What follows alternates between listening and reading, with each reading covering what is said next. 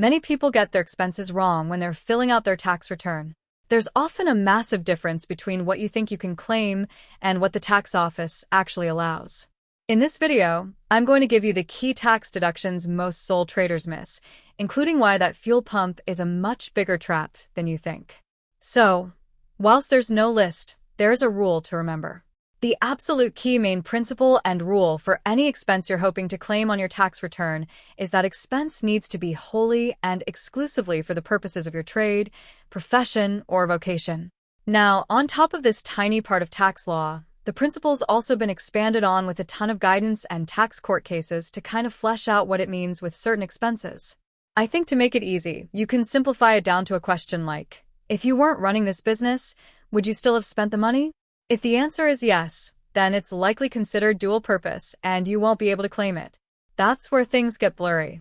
Now, before I get into it, quick recap on why it actually matters to your bank account. You get taxed on your profits as a sole trader. So if you receive £20,000 of income in a tax year without any deductible expenses, you'd be taxed on that full amount. If your tax rate was 20%, you'd pay £4,000. But if you had £10,000 of expenses, your taxable profit becomes £10,000. At 20%, that's £2,000 tax. So keeping good records and understanding what you can deduct makes a huge difference. Knowing you should claim is the easy part. Knowing what you're allowed to claim is where people get into trouble or miss opportunities. There are many categories of expenses you could claim, from marketing to waste disposal. The obvious ones include Facebook ads, stationery, materials, office rent, business insurance, software, and design costs. When it comes to wages, remember, this does not include your own income. Many people mistakenly put their own earnings as wages, which is wrong. Wages only apply to employees or subcontractors. If you pay subcontractors or freelancers for business work, those costs are generally claimable. But if it's personal, like sending someone to clean your grandma's house, that portion cannot be claimed unless it's part of business income. One flexible rule is partial claiming. For example, a mobile phone used both personally and for business. You can claim the business percentage, e.g., 50%. But some areas have strict rules, like vehicle expenses. This is where many people make mistakes. You have two options. Option 1. Claim a percentage of total vehicle costs based on business use. Option 2. Use mileage rates, e.g., 45p per mile for first 10,000 miles. You must stick to one method per vehicle. Mileage is often simpler and sometimes more beneficial.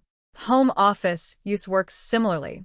You can either calculate a portion of household costs or use a simplified flat rate. Now about meals. Business meals with clients are allowed as expenses, but they don't give tax relief. However, travel-related meals, like staying overnight for work, can be claimed. Clothing is another tricky area. Regular clothes, even if used for work, are not claimable because they have personal use. Only uniforms, protective gear, or costumes qualify. When it comes to tax returns, you can choose between cash basis, simpler, based on actual money in /out, traditional /accrual method, more complex, based on when income/expenses occur.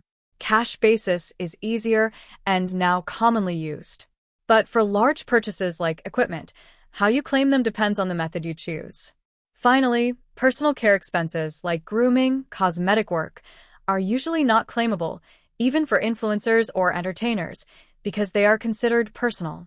Understanding these rules helps you avoid mistakes, reduce tax, and stay compliant.